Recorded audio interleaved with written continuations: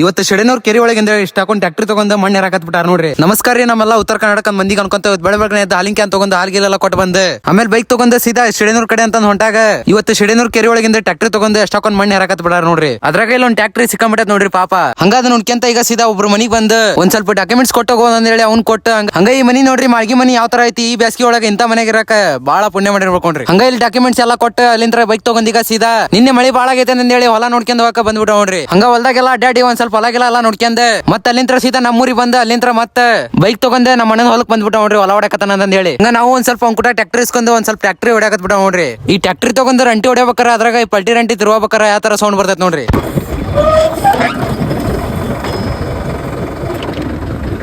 ಈ ಸೌಂಡ್ ಕೇಳಕ ಏನೋ ಒಂಥರ ಖುಷಿ ನೋಡ್ರಿ. ಆದ್ರೆ ಹಂಗ ಟ್ಯಾಕ್ಟರ್ ಹೊಡ್ಯಾಬೇಕಾರ ಒಂದ್ ರೀಲ್ಸ್ ಮಾಡ್ಬೇಕಂತ ಹೇಳಿ ರೀಲ್ಸ್ ಮಾಡಕತ್ರ ಅದ್ರ ನಮ್ಮ ಅಣ್ಣ ಬಂದ್ ಹೆಂಗ್ ಹೋಗತ್ತ ನೋಡ್ರಿ ಇಲ್ಲಿ.